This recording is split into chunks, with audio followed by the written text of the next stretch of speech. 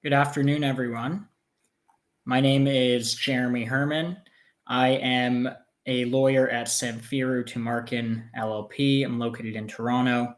I've been with you many times before doing these live sessions. As you know, our firm has offices in Ontario, British Columbia, and Alberta.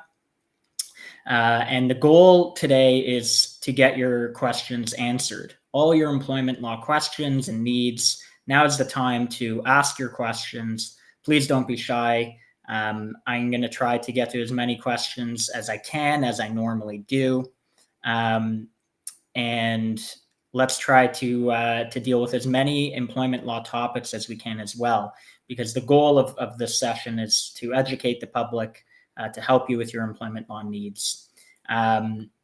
So as I normally do, before we dive into some questions, I want to address a very important topic. And I'll go through various topics throughout the session today, but just something interesting to start off with.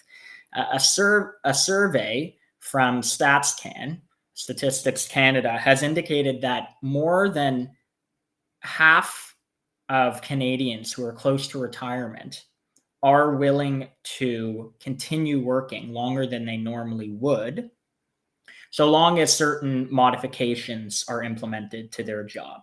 And this is a really interesting thing. You'd think after many years of working, employees who are close to retirement would want to retire and would be excited for retirement. But 55.1% of the respondents of this survey indicated that they would continue working if they can transition to part-time work.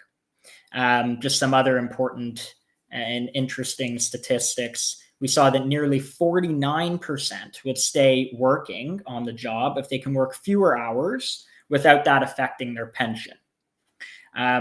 Another one, 43% would keep working if they can transfer to a less stressful job or a less physically demanding job for people whose job involves physical labor.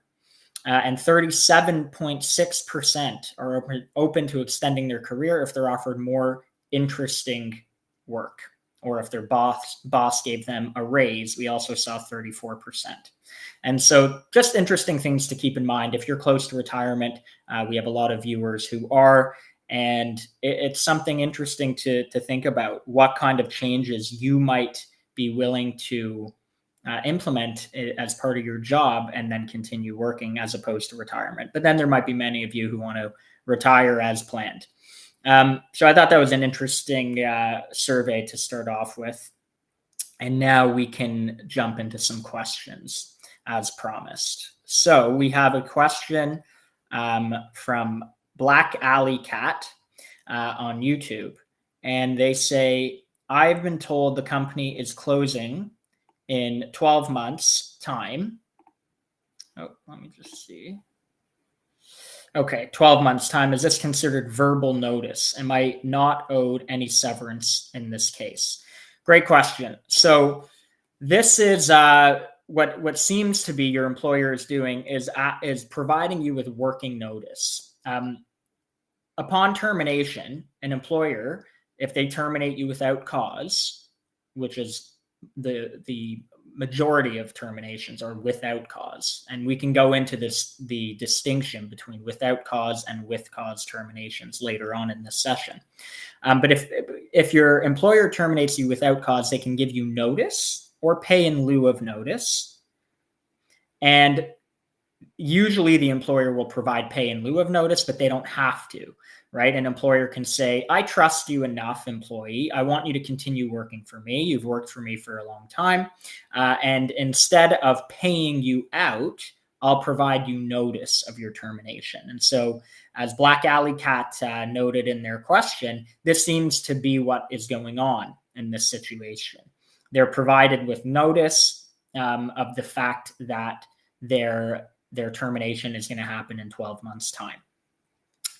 So it is possible, but it doesn't mean that 12 months is enough notice, right? So just because your employer is giving you notice in a way that may be legal, it doesn't mean that the amount or the quantum of notice is sufficient.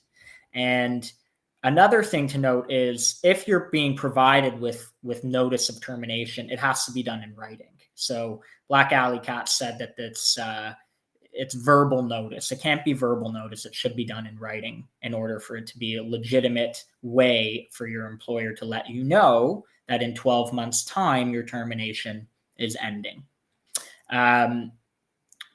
So that's an important thing. And as I noted, we can talk about the difference between without cause and with cause termination. So now would probably be an appropriate time to do so. So a without cause termination, like I said, is the majority of terminations. It's where your employer doesn't see a fit, or it could be a variety of reasons why they might want to terminate you, and they're allowed to do so long as they provide you with a sufficient amount of severance, a reasonable amount of severance. As opposed to a with cause termination, which is where your employer is saying, we are terminating you for a specific reason. It could be that you stole from the company, for example, and your employer says, we're not giving you any severance. We're just terminating you right away without pay.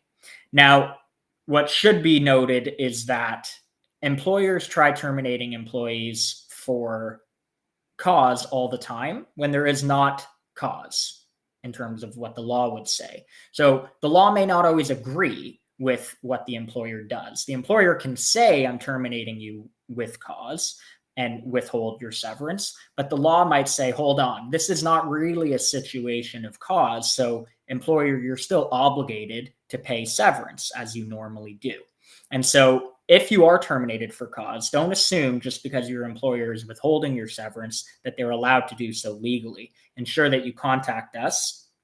And as you saw on the screen, help@employmentlawyer.ca. You can contact us. You can contact me directly. There was a QR code put on the screen as well in order to contact me. And we can help you with this kind of situation. Let us know if you've been terminated with or without cause. And don't sign any termination papers until you speak with us, because you could totally hamper your ability to negotiate your severance if you sign those termination documents. So very important. So that's the distinction there between a with and without cause termination. We'll talk about severance pay and how much you should be provided in a moment. Let me jump into more questions here, and then we can get back to that. So we have a question on YouTube from Daniel.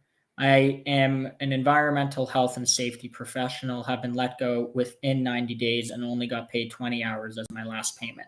How can I contact you regarding severance pay? Okay, so you can contact me. There should be a QR code that we can post on the screen, and you should be able to contact me directly. Alternatively, you can contact us at help@employmentlawyer.ca, and we should be able to assist you here. If it's within 90 days, it could be that it's within a probationary period, but and in which case you would not be owed severance. But let's look into it more closely. All circumstances are different. I'd want to see, of course, your termination documents, your employment agreement, some pay stubs, and we can figure out if this is a situation where you are entitled to severance, even if you're not being offered it. So I hope that helps, Daniel, and I look forward to connecting with you, or someone from my team will connect with you. Let's revert back to what I addressed earlier as being a very important thing to discuss, which is how to calculate severance. So we talk about severance, and that your employer is obligated to provide it in most cases upon termination. But how do you know how much you should get? So severance is determined by various factors. There's no exact algorithm that tells you how much your severance should be. Some people think it's 1 week per year, 2 weeks per year, 1 month per year. In my practice, I've heard everything. But really, that is not how severance is determined. It is determined by various factors, one of which is your length of service. That is an important factor. But there's also other, maybe even more important factors. That would be your age, your position, how much money you were earning, and generally the availability of similar employment opportunities in the job market in your industry. And so based on that, a reasonable amount of severance is determined. Severance can be as much as 24 months of pay. It really depends. For some people, it could be 2 months, it could be 24 months, or anywhere in between, 1 month, less than 1 month. It's dependent on those factors. And again, there's no exact algorithm for determining how much you should be provided. Although it would be very helpful for everyone listening to check out, as you see on the screen, the Pocket Employment Lawyer. As part of our Pocket Employment Lawyer, we have created what's called the Severance Pay Calculator. And the Severance Pay Calculator will allow you to input your factors, right? Your age, your length of service, your position, how much money you were earning. And it might ask you some other questions as well. And the Severance Pay Calculator will then tell you how much severance you should be provided.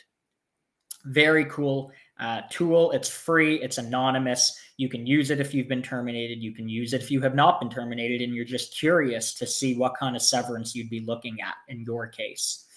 So check out that tool. Again, Severance Pay Calculator. And we have other very, very good resources as well as part of the Pocket Employment Lawyer. So that's the way that severance is determined. And so I hope that's helpful. Let's jump into more questions, and I'm sure we'll address some more important topics. So we have a question from Lou on Facebook. Can my employer fire me for needing to take time off to deal with a family emergency? Are they allowed to require a doctor's note from me for things like this? So good question. If the situation is one where you can provide a doctor's note, whether they can require it or not, it might be helpful for you to provide it. If you can easily go get a doctor's note because of the emergency situation, it might be worthwhile to go and get that and provide it to your employer.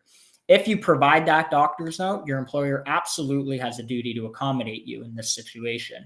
So if you need to take time off to deal with an emergency for yourself or your family, there are laws that protect you in that case. Some of them are medically related. Some of them are not. So if they're not medically related, then a doctor's note wouldn't be helpful. But if it is a medically related issue, then that doctor's note would be very helpful for you, whether or not your employer's asking for it. Because if you provide that and the doctor says you need to take some time off to deal with something that is, again, medically related, then your employer has a duty to accommodate that. What happens if they don't accommodate that? Well, they could easily be facing a human rights allegation, and you might have a claim for damages based on our human rights laws in Ontario. You could be owed severance, and on top of severance, damages for, again, the breach of the human rights laws. And it would be particularly helpful if you have a medical issue or someone in your family has a medical issue to get that doctor's note, because all that does is substantiate with evidence the fact that you need that accommodation, and your employer absolutely has a duty to accommodate in that situation. And so, Lou, I hope that's helpful. You should note that we see cases all the time where, unfortunately, employers are not accommodating. They'll say it's too difficult, and a host of other reasons for why they may try to not accommodate you. Some employers do a good job of it as well. But certainly let us know if you're facing a situation where you've asked for some sort of accommodation. Could be as a result of an issue you're dealing with or someone in your family. And if your employer is not accommodating you, let us know and we can help you with that. Okay, if you have any follow-up question, Lou, please post it in the chat and we'll address it. Okay, we have another question from Peaceful Relaxation. It's a great name. What kind of employment rights do people who are employed by the Canadian Navy have? Do you receive severance if they let you go? Okay, great question. For these types of very specific questions, what I prefer is that if you contact us directly. So again, contact us at help@employmentlawyer.ca. These are more tricky questions that are usually dealt better on a one-on-one consultation basis. So please contact us. You can find resources on some of these topics, or many of these topics, I should say, at employmentlawyer.ca, but ensure that you contact me directly using the QR code, or again at help@employmentlawyer.ca, and we should be able to assist you there. Okay, another question. We have a lot coming in, which I'm pleased to see, from Jeff. What does it take to prove a wrongful dismissal if your employer alleges they had reason to let you go, but it was untrue? So, Jeff, this is a great question. I addressed this generally, at least earlier, when we talked about a termination for cause. So, Jeff, it sounds like you're talking about a situation where your employer has withheld your severance because they say that you have been let go for a specific reason, and so you're not entitled to your severance pay. So in that case, sometimes it's true that your employer might have cause to terminate you and withhold your severance, but many times it's a situation where your employer will not have cause for termination. And in that case, you are owed severance pay. So your employer might have a reason to terminate you, but that's different than cause for termination. Cause means that your employer's reason is so powerful that they can withhold your severance pay, which usually is not the case. So although an employer might say they have cause, it doesn't mean that they actually can follow through and terminate you without your severance. They can terminate you and provide severance, but if they withhold your severance, they're going to have to be able to prove that they have cause for termination and that what you've done is warranting of withholding your severance pay. And so, Jeff, you say, what does it take to prove a wrongful dismissal? You don't prove much. Your employer has to prove it. So if your employer is saying in this case that that they have cause for termination, it's your employer who has to prove that. And typically for a cause for termination to be successful, an employer has to engage in what we call progressive discipline. So what that means is most of the time an employer cannot just say, you're terminated today for cause. You have to be provided with warnings, with discipline. You have to know very well that a termination without severance is looming. And again, be provided with warnings based on the issues that your employer has. If those warnings did not happen, then your employer will have a very difficult time proving that they have cause for termination and that they can withhold your severance pay. So Jeff, I hope that's helpful. If you are facing this situation, again, contact me, contact my firm. We'll help you with this, as we do every single day for thousands of Canadians. Now, before we dive into more questions, I want to talk about another important topic. I told you I would talk about other topics today that I'll address, and this one is dealing with what we call a frustration of contract. So some employees are let go, and their employer has said that they have frustration. There's a frustration of contract, of the employment contract that exists. In that case, an employer will typically offer you your minimum termination entitlements. Your minimum termination entitlements are different than your full severance entitlements, which is up to 24 months of pay. So your employer likes a situation where there's a frustration of contract because they have the ability to pay less severance in that case. Just like how employers sometimes terminate people for cause when they don't really have cause, employers also sometimes terminate employees and claim frustration of contract when there really is no frustration of contract. So a classic situation of this is where you are off on a leave, could be a medical leave, it often is, and your employer usually will wait some time, could be a year or two, maybe less, maybe more.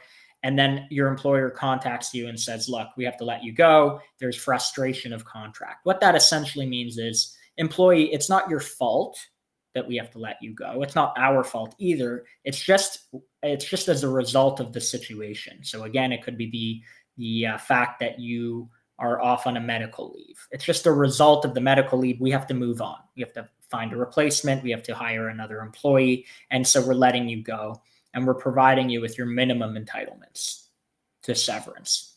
And we see people in this situation all the time. The problem is that, like I said earlier, employers often do this when there isn't really a frustration of contract. So it could be, and I'll give a great example from someone I spoke to today. Usually a live example helps. So I spoke to someone today who's been on LTD, long-term disability, and their medical prognosis, or what their doctors have said about their future and their ability to work, is that they can work in about a few months time. Their employer, though, even though they received this medical information from the employer, has said, we're letting you go today, and it's frustration of contract because we don't think you're going to be working again in the future. Of course, this is exactly contradictory to what the medical note said. The medical note said that the employee can work in the next few months, but the employer took the position that despite what the medical note said, the employee could not work for the foreseeable future. And so we're letting you go, and it's a frustration of contract situation. Here are your minimum termination entitlements. So here's some severance pay, but not your full severance that you'd be normally entitled to.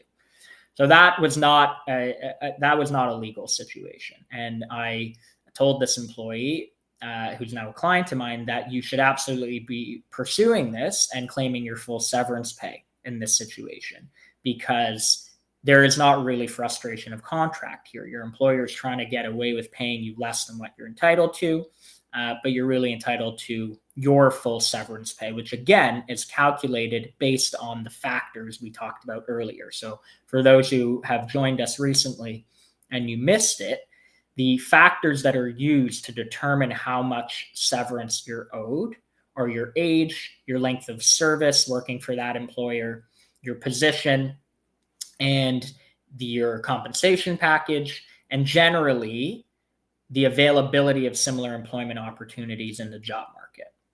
So those are the factors that are used to determine your severance. And again, check out our severance pay calculator, and that is a free tool that you can use where the calculator will ask you about your age, about your length of service, and other of your circumstances, and then it will spit out a range of severance that you should be provided. Again, free and anonymous. Please feel free to use that as part of our Pocket Employment Lawyer tool. Okay, so I hope that's a helpful bit of information regarding frustration of contract. It's a common thing. I just dealt with someone in this situation today. As I said, employees deal with this all the time, where they're being let go, their employer is claiming frustration. Don't assume that you are not owed more severance than what your employer is offering you. If you're in this situation, contact us and we'll help you out. Okay. We have more questions that have come in, so let me address those in the time that we have remaining. So Rose asks on Facebook, my son was let go from a part-time position and accused of theft. He was an exemplary employee and would often stay past his shift and help out. He was told because he took some merchandise that was deemed ready for scrap that he was stealing. What can he do here? He wasn't offered any severance. Great question. Not too different from Jeff's question that I addressed before. This is a situation where Rose's son has been terminated for cause. And the cause here is theft. Doesn't mean that Rose's son actually stole anything, but their employer is accusing him of stealing. And so his employer has said, we're letting you go for cause, which means we're withholding your severance because we think you stole from us.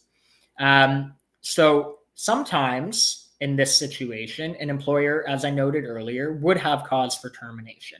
An employer, that is, can say legally, we're withholding your severance pay. But usually an employer will have to engage in progressive discipline. So Rose, in this case, if your son took some merchandise that was ready for scrap, your son was of the belief that this was free for the taking, that this was not theft, then instead of terminating your son, for cause and not paying him severance, what the employer could have done is say, look, we're giving you a warning here. Even though you think this is deemed for scrap, we still don't want you to take this merchandise. Please don't do it in the future. Here's a written warning. That would be the right approach here. And in that case, if your son does engage in that again, then possibly the employer can terminate for cause and withhold severance. But again, as you can tell, these are not clear-cut situations. Usually the employer will owe severance, and often an employer is just trying to terminate someone for cheaper or for free, not pay them any severance, and accuse them of something like theft, or something else that the employer thinks is cause for termination. So Rose, I hope that answers your question. You or your son can contact us and we'll help them out in this case. Okay, let's move on to the next question here. We have one from Dams on YouTube. I was forced to quit after I told my boss I need to relocate back to the East Coast. I work a remote position and was told that I cannot move and will need to resign. Can my employer force me to resign moving? Can they require you to live in certain areas if you are a remote worker? Great question. There's a lot packed in here, so let's see what I can address in the time that we have. So if you are being forced to quit, what that sounds like is a constructive dismissal. A constructive dismissal is a situation where, although your employer is not saying we're terminating you, they are implementing certain changes to your employment, or they're forcing you to quit from your employment. And in essence, that's really a termination. So even though your employer is not giving you a termination letter or telling you that you're being terminated, they're doing things that impact your employment in a substantial way. And you can claim the same severance pay that you would be entitled to had your employer actually terminated you outright. And so that is what this situation sounds like. This person is being forced to quit because they relocated. Now, there could be certain tax implications, which is outside of the scope of our discussion today, regarding working in certain regions, for a company that's in another province or region. So that's another issue that we can address in a private consultation. But typically, if you're being forced to do something, if you're being forced to move, to relocate, or you're being forced to quit from your position, then that is a constructive dismissal situation. You're entitled to your severance pay, but it's important that you contact us as soon as possible, because you don't want to wait too long to address this issue. If you are facing changes to your employment, such as this one, and you don't do anything about it, your employer may be able to argue that you've consented to those changes. Even though you didn't say that you consent to them, your employer might be able to argue that. So ensure that you contact us as soon as possible. It could be that you're receiving a change in location, like this situation, or it could be a change in your pay, a substantial decrease in pay, or a change in your duties, or the person you report to. All of these things could easily be a constructive dismissal. You don't have to accept those kinds of changes. And we have tons of resources on this topic. You can look at those resources on the idea and the legal construction known as constructive dismissal. You can find those at employmentlawyer.ca.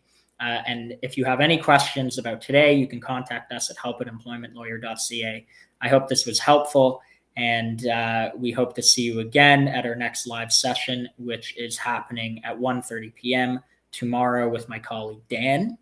And I will be back soon to have another live session with you. So take care. Enjoy the long weekend.